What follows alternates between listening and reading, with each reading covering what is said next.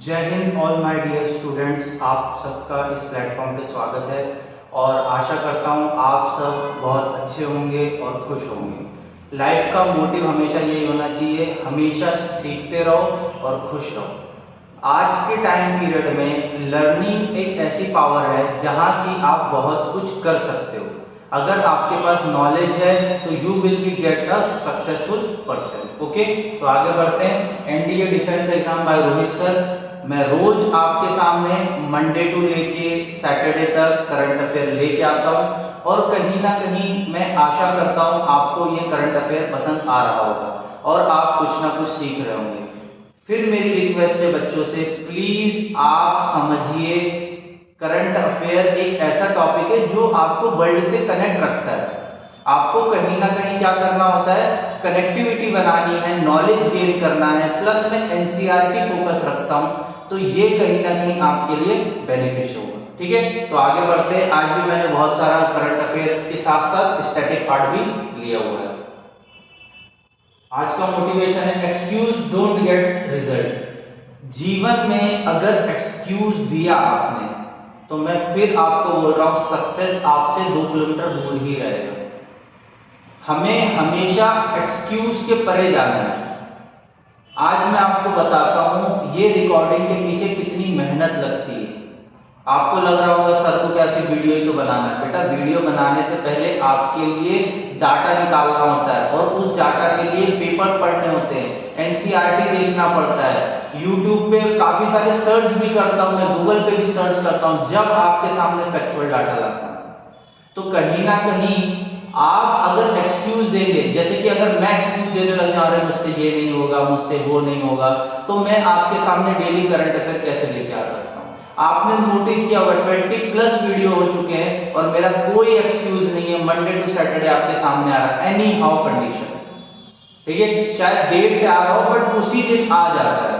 तो मेरा यही मानना है कि लाइफ में सक्सेस चाहिए तो एक्सक्यूज को हटाना पड़ेगा। ठीक है, तो आगे बढ़ते हैं।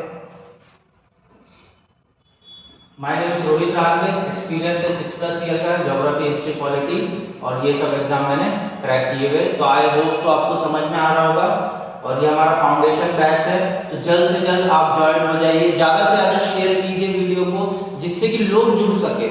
लोग मुझसे जुड़ेंगे तो मुझे भी खुशी होगी ना कि हाँ मेरे स्टूडेंट्स ने कम से कम इतना स्कोप तो दिया है कि ज़्यादा से ज़्यादा नॉलेज शेयर करें। देखो, नॉलेज एक ऐसा पावर है जो कि दुनिया को चेंज कर सकता है। अगर आपके पास नॉलेज आएगा तो यू विल बी चेंज ना, सोसाइटी को चेंज कर सकते हो। ठीक है, चलो आगे बढ़े। It's my Telegram group, join हो जाइए जल्दी से जल्दी। अब आ जाते हैं डीआरडीओ के बारे में। आज बहुत अच्छा टॉपिक लेके आया हूं मैं। आज बहुत सारी चीजें नई भी है, पूरा वीडियो देखा करो, शॉर्ट में मत देखना, पूरा वीडियो। ठीक है, DRDO basically defence research and development organisation किसके अंदर आती है, मिनिस्ट्री ऑफ डिफेंस। आपको क्या याद रखना है, डीआरडीओ का full form defence research development organisation. ठीक है, किसके अंदर आती है, ministry of defence. A vision to empower India with the cutting edge defence technology. Basically DRDO का काम क्या है कि डिफेंस को मजबूत करना, उनके लिए इक्विपमेंट्स बनाना। Its pursuit of self reliance and successful indigenously development and production of strategic system and platform such as Agni, Prithvi, missiles, light combat aircraft और जैसे तेजस। ठीक है, बेसिकली डीआरडीओ का रोल इतना इंपॉर्टेंट है आज के टाइम पे कि डीआरडीओ एक्सपोर्ट भी कर रहा है। जैसे ब्रह्मोस मिसाइल जो कि रशिया और इंडिया का कोलैबोरेशन है, वो हम फिलीपींस जैसे कंट्रीज को भी दे रहे हैं। तो कहीं ना कहीं ये हमें क्या बता रहा है कि हमें सेल्फ रिलायंस होना है। पहले तो हमें बाहर से डिफेंस इक्विपमेंट लेना करना पड़ेगा और नेक्स्ट चीज हमको खुद इंडिजिनियसली बनाना पड़ेगा, जैसे कि मेक इन इंडिया का प्रोग्राम, मेक इन इंडिया का प्रोग्राम। ठीक है, multi barrel rocket system, Pinaka defence system, Akash, wide range of radar, electronic wave system etcetera. ये सब चीजें डीआरडीओ ने सेल्फ रिलायंस मोड में बनाई, मतलब खुद से। Have a give quantum of Indian military might, generation, effect, deterioration and provide a crucial leverage। मतलब बेसिकली इंडियन मिलिट्री पावर को इतना डेवलप करने की बात चल रही है कि डीआरडीओ इस सब वर्क पे काम कर रही है। चलो आगे बढ़े। ये डीआरडीओ का लोगो है। ये कब बनी थी, अब उस पे आ जाते हैं। थोड़ा सा जान लिया हमने ये डीआरडीओ काम क्या कर रहा है। It was formed in 1958, amalgamation of technical development established by TDS, मतलब बेसिकली टेक्निकल डेवलपमेंट एस्टैब्लिश हुआ है। उसके बाद Indian army and director technical development procurement DTPD with the defence science organisation. DRDO is a network of more than 50 laboratories, मतलब DRDO के अंदर 50 से ज्यादा लेबोरेटरीज है जो कि रिसर्च का काम कर रही है। Engage in developing defence technology covering various discipline, जैसे कि एरोनॉटिकल्स हो गया, आर्मेंट्स हो गया, एरोनॉटिकल्स हो गया, आर्मेंट्स हो गया, इलेक्ट्रॉनिक्स हो गया, कंबर्ड व्हीकल हो गया, इंजीनियरिंग सिस्टम हो गया। तो 50 से ज्यादा लेबोरेटरी जैसे कि aeronauticals, armouries, electronics, combat vehicle, engineering system. तो बेसिकली डीआरडीओ इतना सारा वर्क कर रहा है in current scenario. Various programme DRD जैसे integrated guided missile development programme, जिसे आईजीएम डीपी बोलते हैं, और ये डॉक्टर एपीजे अब्दुल कलाम का ये वर्क था। और the self sufficient in the field of missile technology, ठीक है। और आईजीएम डीपी के तहत पृथ्वी बनाई गई है, अग्नि बनाई गई है, त्रिशूल बनाई गई है, आकाश बनाई गई है और नाग बनाई गई है, ठीक है। तो आपको याद रखना है integrated guided missile development programme के थ्रू क्वेश्चन आया हुआ है, यूपीएससी में आया हुआ है, यूपीएससी सीएसई और सीडीएस में आया हुआ है कि कौन कौन सी मिसाइल है। आईजीएमडीपी मतलब integrated guided missile development programme है, पृथ्वी, अग्नि, त्रिशूल, आकाश और नाग, ठीक है। ये डीआरडीओ का लोगो है। आई होप सो आपको यहाँ तक चीजें समझ में आई होगी। चलो अब आ जाते हैं लैटिट्यूड एंड लॉन्गिट्यूड, ठीक है। ये हम लोग पढ़ते हैं 9th क्लास की स्टेट बोर्ड की बुक में, बेसिकली ये भी 9th एनसीईआरटी में भी मिलेगा आपको। तो हमें जानना है कि लॉन्गिट्यूड क्या होता है और लैटिट्यूड क्या होता है, ठीक है। सबसे पहले the earth is a spherical and the shape due to the rotation of the earth is axis to the earth bulge near the equator, ठीक है। बेसिकली आपको समझाता हूं।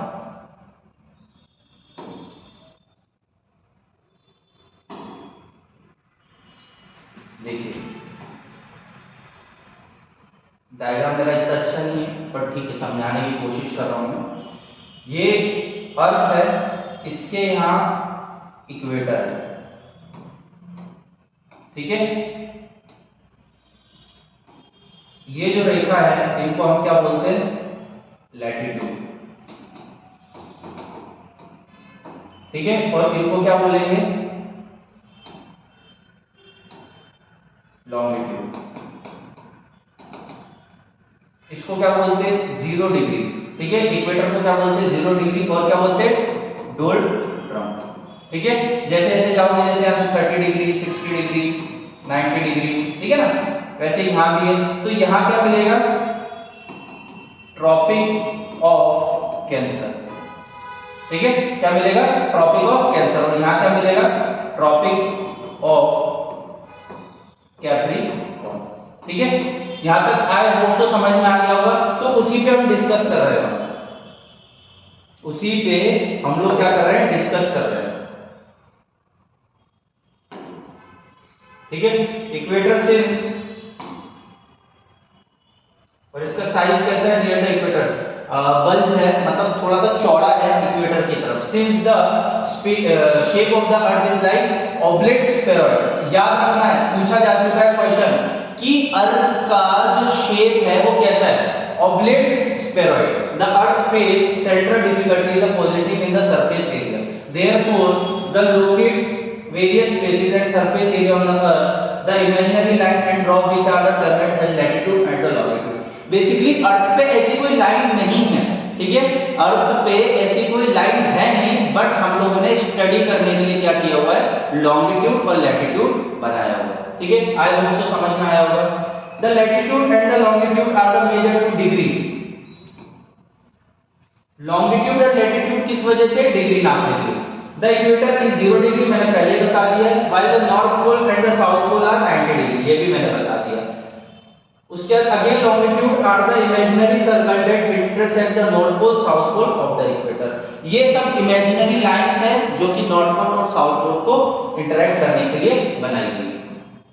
फुल एनसीईआरटी का डाटा ध्यानपूर्वक समझना।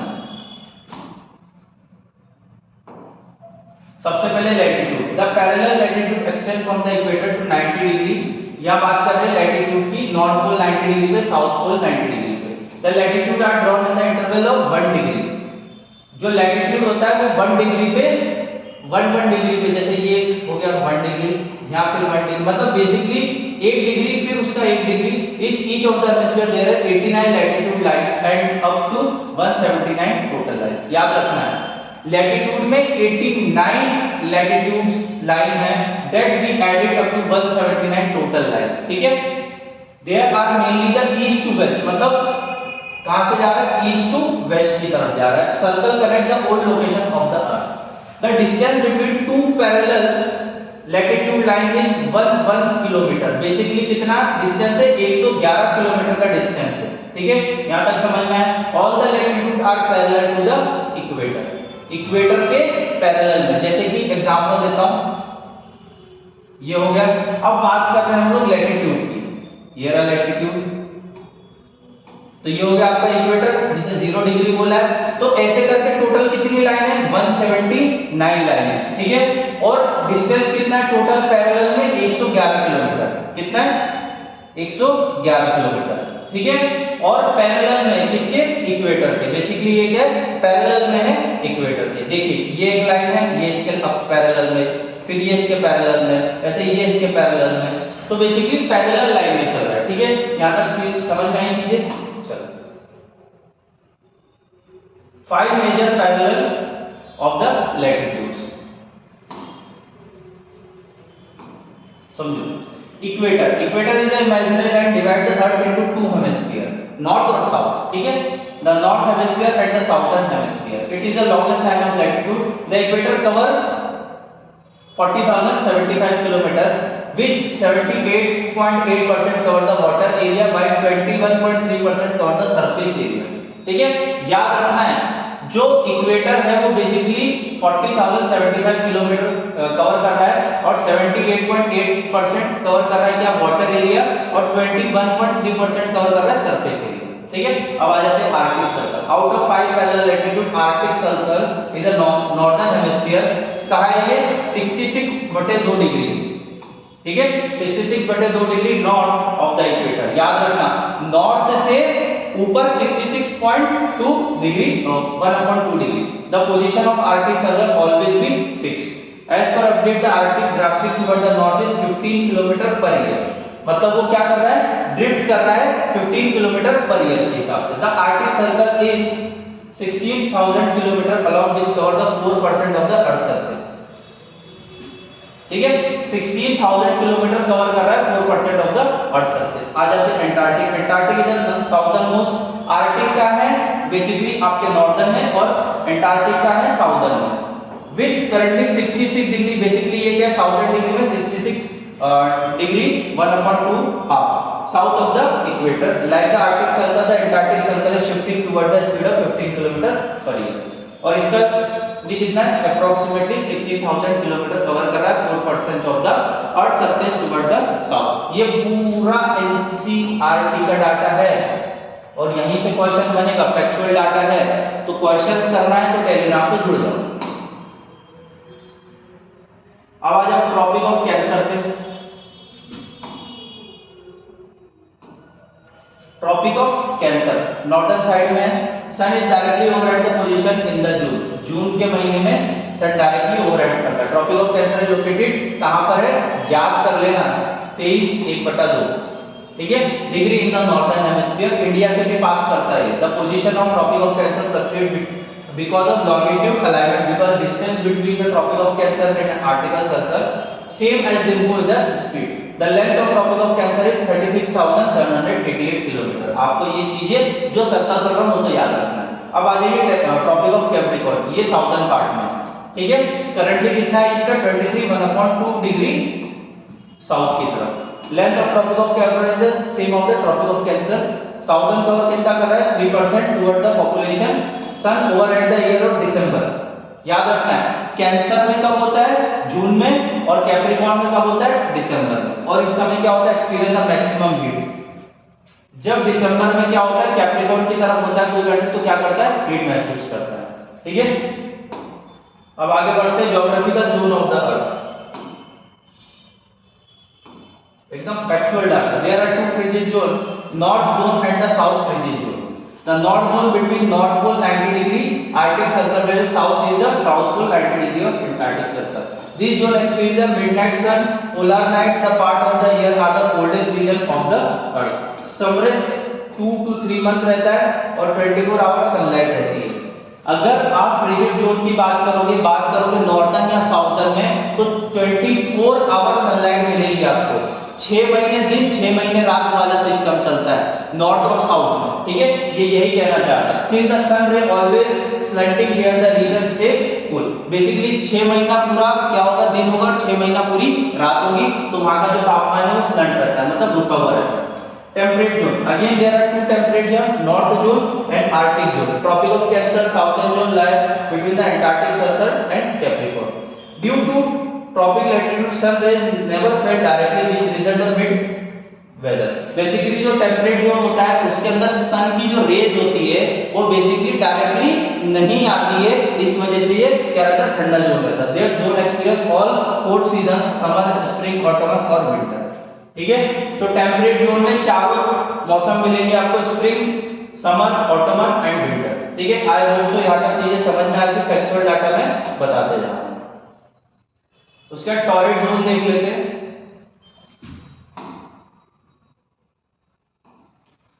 Torrid zone between the tropic of cancer and tropic of Capricorn. This zone sun passes directly over a seasonal, hence it experience the maximum heat on the once year.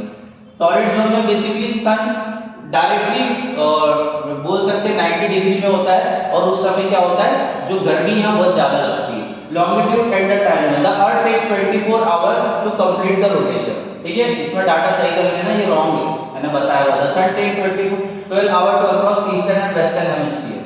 The sun across 50 degree of latitude per hour every 4 minute of the time. देखो ये वाली चीज समझने वाली है। The sun cross 50 degree 15 degree of longitude, longitude मतलब ऐसा, per hour मतलब 1 आवर में यहां से यहां जा रहा है, ठीक है।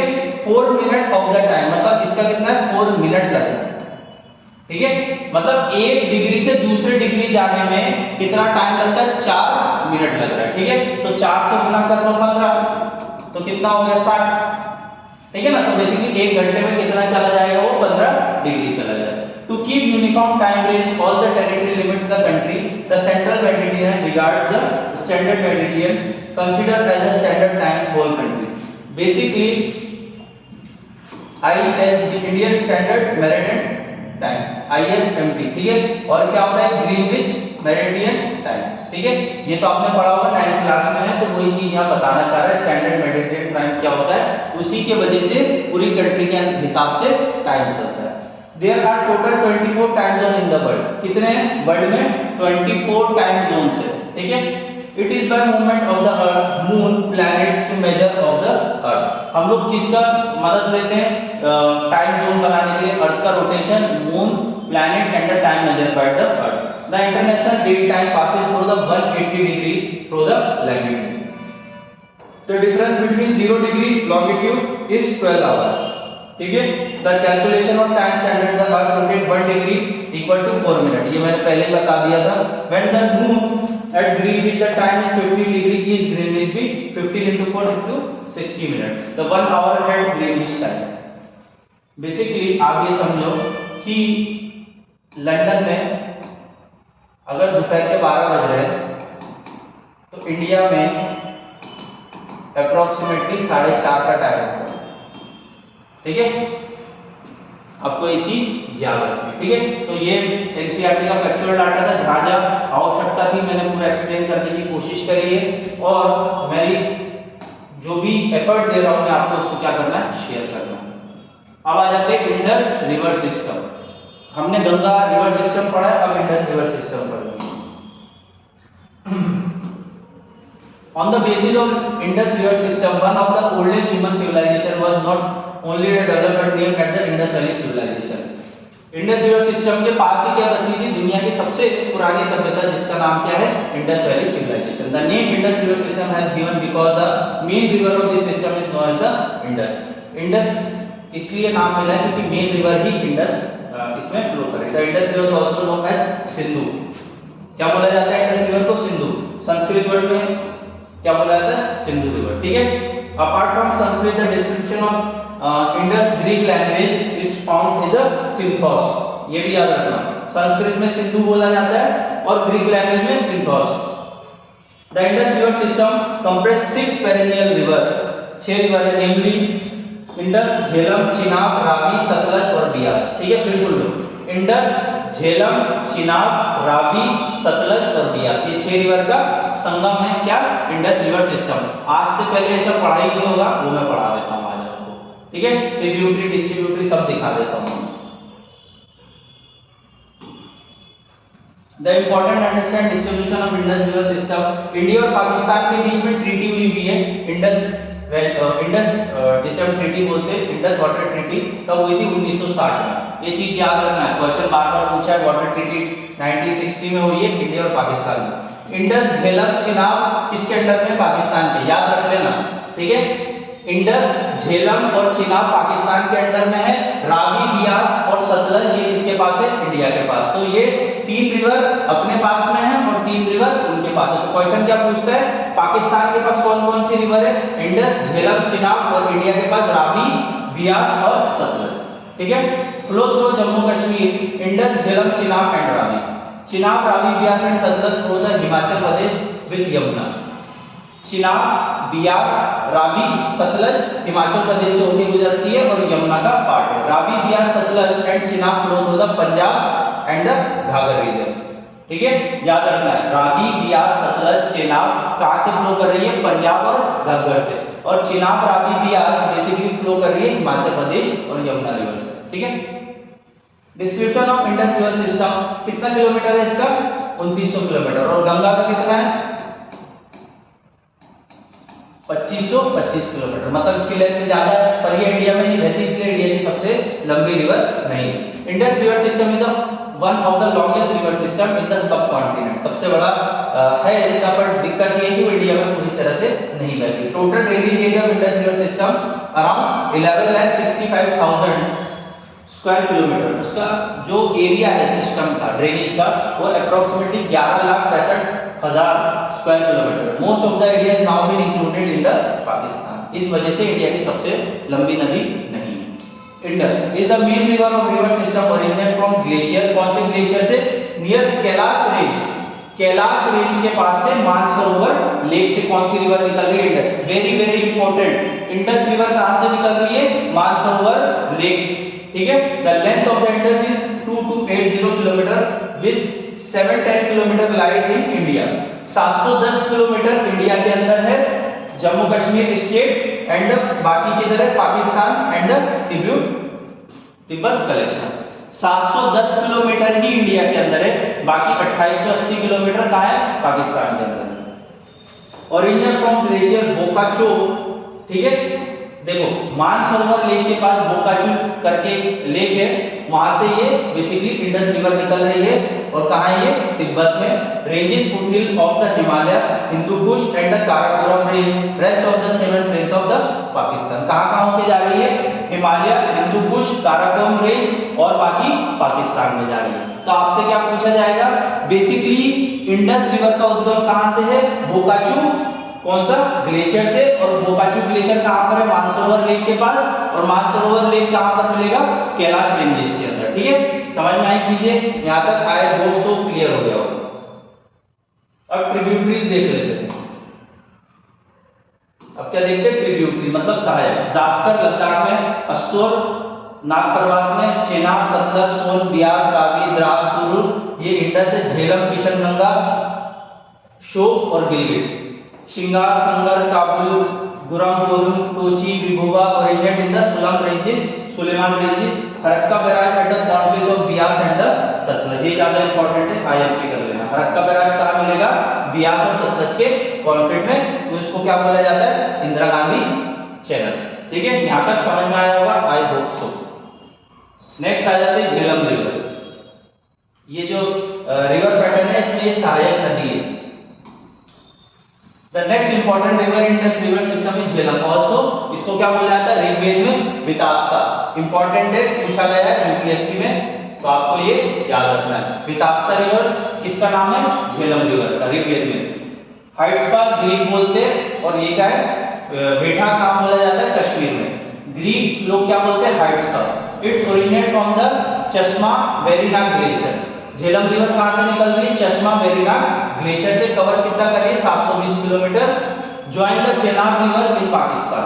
ठीक है, झेलम रिवर इंडिया से निकल रही है, बट ज्वाइन कहां कर रही है, चेनाब रिवर पाकिस्तान में। Through the Jammu Kashmir of India enter the Pakistan. तो झेलम रिवर समझ में आ गई होगी। अब आते हैं चेनाब रिवर। सिग्निफिकेंट रिवर है चेनाब रिवर, और ये कहां से निकल रही है, अस्किनी चंद्रभागा। बेसिकली ये जो रिवर है इसको और क्या नाम से जाना जाता है, Askini Chandrabhaga. Chenab is actually the combination of two river, Chandra और भागा। चेनाब का जो मेन कॉन्फ्लिक्ट है वो कहां है, चंद्र और भागा। और हिमालय रेंजेस में कहां पाया जाता है, हिमाचल प्रदेश के अंदर। मतलब चेनाब रिवर कहां से निकल रही है, हिमाचल प्रदेश से। ठीक है, और इसको और क्या बोला जाता है, Askin Chandrabhaga. The main source of water stream is Baralachala pass. ठीक है, the Chenab river through the Himachal Pradesh, Jammu Kashmir merge into the Indus river, largest tributary of the Indus. ये याद रखना है, लार्जेस्ट ट्रिब्यूटरी कौन सी है इंडस की, चेनाब।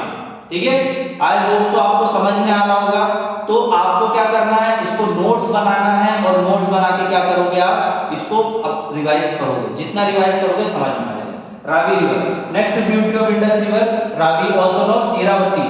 क्या बोला जाता है, रावी रिवर को Iravati. The river of Lahore, the Ravi originate near Rohtang pass, Chamba district, Himachal Pradesh से। रावी रिवर कहां से निकल रही है, रोहतांग पास से, और कहां, चंबा डिस्ट्रिक्ट ऑफ हिमाचल प्रदेश। और इसका कितना डिस्टेंस है, 720 kilometre. Merge into the Chenab river in Pakistan. I hope so यहां तक समझ में आ गया होगा।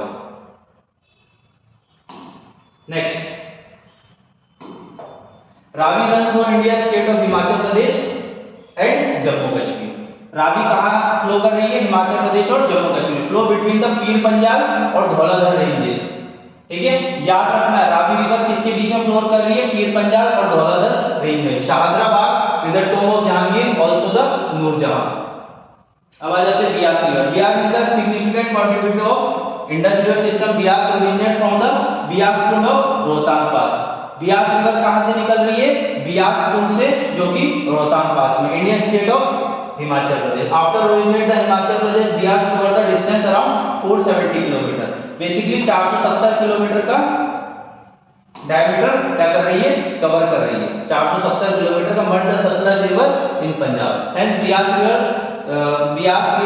Flow in the Himachal Pradesh and Punjab state of the India. Make Kullu valley Sutlej near the Harappa Kullu, a tributary of Parvati within the completely India। तो basically इसकी कुछ सहायक नदी है जिसका नाम है कुल्लू, और ये कहां बह रही है, कुल्लू वैली के। ठीक है, चलो आगे देखिए। सतलज रिवर मैप के थ्रू भी बनाया हुआ है मैंने, तो आप वो भी विजिट कर सकते हैं। हम डिस्कस कर लेते हैं। Sutlej, one of the most important river of Indus. Sutlej, it is the longest river of tributary of Indus river. आपको ये मानना है, सतलज रिवर सबसे बड़ी रिवर है जो कि इंडस की ट्रिब्यूटरी है। Sutlej originate from Rakas lake और the lake Rakastal. Sutlej river कहां से निकल रही है, लेक राकस्ताल, तिब्बत रीजन में।